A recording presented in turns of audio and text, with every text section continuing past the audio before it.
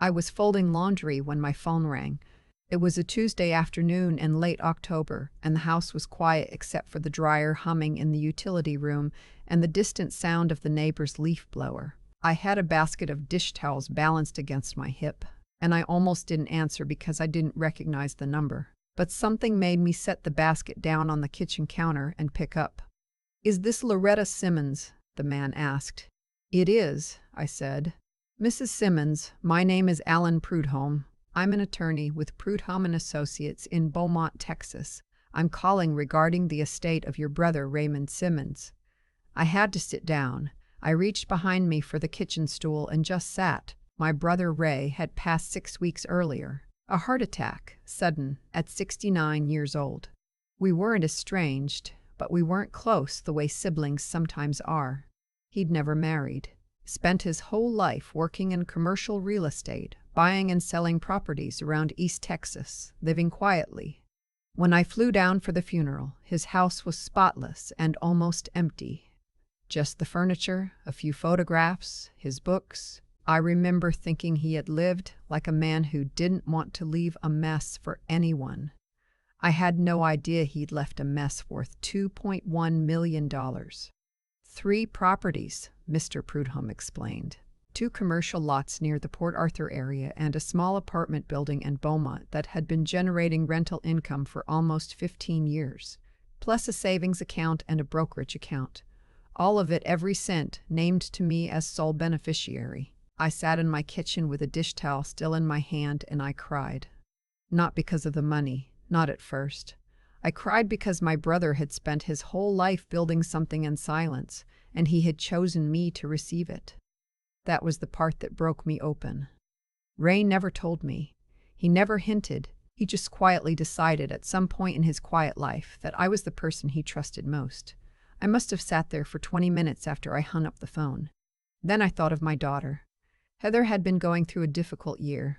Her husband, a man named Grant who sold medical equipment and had always struck me as someone who kept careful score of things, had been pushing her to quit her job and stay home with their 2 kids. And the financial strain of that decision had started to show. She'd mentioned twice in passing that they were behind on their second mortgage. I hadn't offered anything because I didn't have anything to offer. I was 63 years old, recently retired from 31 years of elementary school teaching, living off my pension and Social Security, and the house I owned was the only real asset I had. But now this, now Ray. I wanted to call Heather immediately. I had the phone in my hand. I was already thinking about how her voice would sound when I told her, the relief, the disbelief, maybe even tears, and how maybe this could change things for her and Grant and those 2 little grandchildren I loved more than anything. I walked down the hallway toward the guest room to get my reading glasses so I could look up Mr. Prudhomme's firm online before I called. Our house is a ranch style, a single floor, and the hallway runs past the living room before it bends toward the bedrooms. I wasn't trying to be quiet. I was just walking. That's when I heard Heather's voice coming from the living room. She'd let herself in with the spare key, something she'd done 100 times before, usually to drop off the grandchildren for the afternoon or pick up something she'd left behind. I hadn't heard her come in. The dryer was still running. I stopped in the hallway because something in her tone made me stop. She was on the phone, speaking low and fast, the way people talk when they think no one can hear them. "I'm just saying it's the perfect time, Grant." I didn't move. She's 63 years old, and she's alone in that house. We could say we're worried about her. We could get Dr. Finch to do an evaluation. You know how she gets confused with her medications sometimes. That's all we need. My hand went to the wall. Listen to me. If we can get her declared incompetent, even temporarily, we can get power of attorney. And then the inheritance goes through us. All of it, Grant. $2 million. We are not going to let that just sit in her bank account while she gives it away to whoever makes her feel good that week. I don't remember deciding not to move. My body just stopped working for a moment. I stood in that hallway and I listened to my daughter describe in a calm and businesslike voice how to take everything my brother had left me. "Dr. Finch owes you one," she said. "You've sent him 6 referrals this year. Just ask him to document the confusion, the medication thing, the time she called me thinking it was Sunday when it was Saturday. It doesn't take much. A judge just needs a reason." She laughed a little then. A small, tired laugh, the kind that comes at the end of a long conversation where both people have already agreed on something. "I know it sounds harsh, but she doesn't need $2 million, Grant. She has her pension. She has the house. What is she going to do with all that money at 63? We have the kids to think about. We have the mortgage. We're the ones who actually need it." I walked back to the kitchen. I don't know how I did it so quietly. I set my phone face down on the counter. I picked up the dish towel I had dropped. I stood at the sink and turned on the cold water and pressed both wrists under it, which is something my own mother used to do when she needed to calm down fast. I stayed there for a long time. When Heather appeared in the kitchen doorway a few minutes later, she looked surprised to see me standing there, and then she smiled. "Mom," I knocked, but I think the dryer was too loud. "I just came to grab those containers I left last weekend." "They're in the cabinet above the microwave," I said. My voice was completely steady. "I don't know how." "She got her containers." She asked if I'd eaten. She said the kids were with Grant and that she had a hair appointment at 4. She kissed me on the cheek and told me she'd call me later. And then she left. I waited until I heard her car back out of the driveway. Then I sat down at the kitchen table and I let myself feel it. I want to be honest about what that felt like, because I think people imagine betrayal arrives like a lightning bolt, sudden, unmistakable, clean, but it doesn't. It arrives like cold water rising, slowly, from the floor up. You feel it first in your feet, then your legs. By the time it reaches your chest, you've been standing in it for a while already, and some part of you, some small and quiet part, has already known. I thought about all the times Heather had called in the past year, the conversations that circle back, always, to money, the offhand comments about how big my house was for just one person, the time she'd suggested, gently, that I think about simplifying. I had thought she was being caring. I had thought she was worried about me. She was, just not the way I'd believed. I sat at that table for a long time. The dryer finished its cycle and went quiet. The neighbor's leaf blower stopped. The house got very still. And then, slowly, I started to think clearly. The first thing I did was call my friend Rosalind, who had been my closest friend for 22 years, and who had worked as a paralegal before she retired. I told her what I'd inherited, and I told her what I'd heard. I didn't dramatize it. I just told her the facts, in the order they happened. There was a pause on the line. "Loretta," she said, "don't tell Heather about the inheritance. Not yet. And don't call your estate attorney back until you've talked to a separate attorney, one that has nothing to do with Ray's estate, someone who specializes in asset protection." "Do you know someone?" "I know exactly someone," she said. "Her name is Beverly Tran. She's sharp, she's thorough, and she's handled cases exactly like this." I called Beverly Tran the next morning. She had an office in downtown Houston and a voice that was calm and precise, and that made me feel, for the first time since Tuesday, like the ground under my feet was solid. I told her everything. She listened without interrupting. When I finished, she said, "You did the right thing by not disclosing the inheritance yet. Now here's what we're going to do." We spent 2 hours on the phone that first day. And over the following 3 weeks, Beverly walked me through a process I hadn't known existed. The first thing she explained was that in Texas, an inheritance received by one person, even during a marriage, is considered separate property, not community property, as long as it isn't commingled with joint marital funds. It belonged to me and only to me.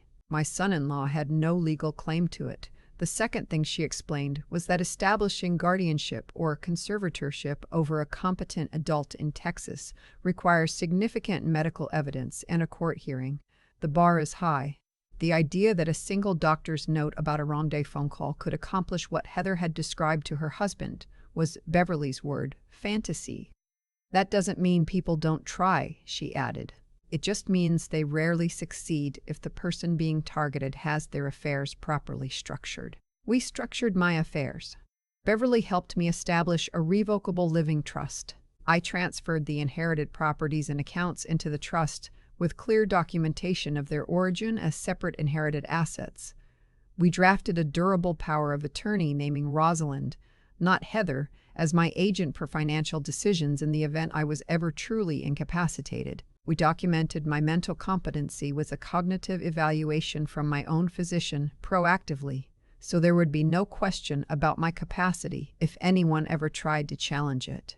Beverly also recommended I change the locks on my house and ask for the spare key back. I thought about that one for a long time. Heather had had a key to my house for 11 years. She'd used it to bring me soup when I had the flu. She'd used it to let the plumber in when I was traveling. She'd used it to leave birthday surprises on my kitchen counter. That key meant something to me that had nothing to do with locks. But the woman who'd used that key to walk into my home and stand in my living room and calmly describe how to have me declared incompetent was not the daughter I'd thought I knew. I called a locksmith. The whole time I was going through this process, the attorney, the trust documents, the locksmith, the cognitive evaluation, Heather called me 3 times. Normal calls. "How are you, Mom? Did you see the game the kids played on Saturday? The youngest has an ear infection, but she's better now." I answered every call. I was warm. I asked about the grandchildren. I gave nothing away. I am not a woman who is good at hiding things. I want to say that plainly. I was a first-grade teacher for 31 years. My entire professional life was built on transparency and warmth. I was not wired for this kind of careful silence. But I was also not willing to hand over what my brother had spent his life building. 6 weeks after I received the call from Mr. Prudhomme, Beverly told me everything was in place. The trust was established, the accounts were transferred, the legal documentation was thorough and clean.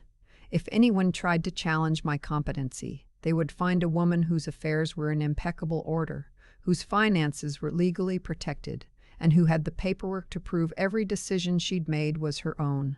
"You're protected," Beverly said. "What do you want to do now?" I thought about it for a long time. Not about what to do with the money. That felt strangely simple once the panic had cleared. I thought about what to do with my daughter. Because here is the thing no one tells you about betrayal within a family. The person who hurt you doesn't disappear. They come to Thanksgiving. They call on your birthday. Their children, your grandchildren, love you and don't know any of this happened. The wound is private and permanent, and you still have to figure out how to live beside it. I decided to tell Heather what I knew. Not to punish her. Not to have a dramatic confrontation. I just couldn't carry it in silence anymore. And I didn't think our relationship, whatever was left of it, could survive being built on a lie I was pretending not to know. I asked her to come to the house on a Saturday afternoon. I made coffee. I didn't tell her what it was about. When she arrived, she looked the way she always looks, a little tired, a little distracted, her hair pulled back because she'd been running errands. She sat down at the kitchen table, the same table where I'd sat alone 2 months earlier, and she wrapped her hands around her coffee mug the way I'd taught her to do as a child. I told her I'd received an inheritance from Ray. I watched her eyes change. Then I told her I'd heard her phone call. I didn't raise my voice. I didn't cry. I just told her what I'd heard, word for word, as best I could remember it. The part about Dr. Finch, the part about the power of attorney, the part about how I didn't need $2 million at 63. She went white. She started to speak 3 times before any words came out. When they finally did, she said, "Mom, we were under so much pressure. I didn't actually do anything, it was just talking." "I know you didn't do anything," I said. "I made sure of that." Another long silence. "I'm not going to pretend this didn't happen," I told her. "I love you. You are my daughter, and I love you. But I heard what you said, and I can't unhear it. I'm not sure I'm supposed to." She cried. She apologized. She said things about the mortgage and the stress and how she'd been terrified and that she'd never actually gone through with it, and that she loved me. And I believe all of that was true. I believe she was terrified. I believe she was terrified. I believe she never actually called Dr. Finch. I believe she loves me. I also believe that a person can love you and still be willing to take everything from you if the circumstances line up just right. I told her I needed time. That was 8 months ago. I am still in my house in Katy, outside of Houston. The dryer still hums on Tuesday afternoons. The neighbor still uses his leaf blower in October. My life looks, from the outside, almost exactly as it did before that phone call from Mr. Prudhomme. Except that it doesn't, really. I've spent the past 8 months doing something I don't have a good name for. I used part of Ray's money to repair the roof, which had needed it for 3 years. I set up a college fund for each of my grandchildren. Irrevocable, in their names, beyond anyone's reach. I made a donation to the elementary school where I taught, enough to fund a classroom library for 10 years, and I found a small piece of land near Fredericksburg, in the Texas Hill Country, where I've been building something quiet. Nothing dramatic. A modest house, single story, with a porch that faces west so I can watch the sun go down over the cedar breaks. Room enough for me and maybe a visiting friend. Far enough from Houston that I have to choose to make the drive. I've been slowly choosing. Heather and I talk. It's careful, the way a healed bone is careful. Functional, but aware of where it broke. She hasn't asked about the inheritance again. I haven't offered. The grandchildren come to visit me and we bake things and watch movies and they fall asleep on my couch. And in those moments, everything feels like it used to, almost. I've thought a lot about my brother Ray in these months. About the life he lived. So self-contained, so deliberate. He never seemed lonely to me, though he was alone. He seemed like a man who had decided exactly what he needed and had arranged his life to provide it. I used to pity that a little. I had a husband, a daughter, grandchildren, a whole scaffolding of people and obligations and love. Ray had his properties and his books and his spotless, quiet house. But Ray also spent his whole life building something solid, and when he was gone, that something went to the person he trusted most. And the person he trusted most was standing in her kitchen, wrists under cold water, learning something true and terrible about the people closest to her. I don't think Ray would have been surprised.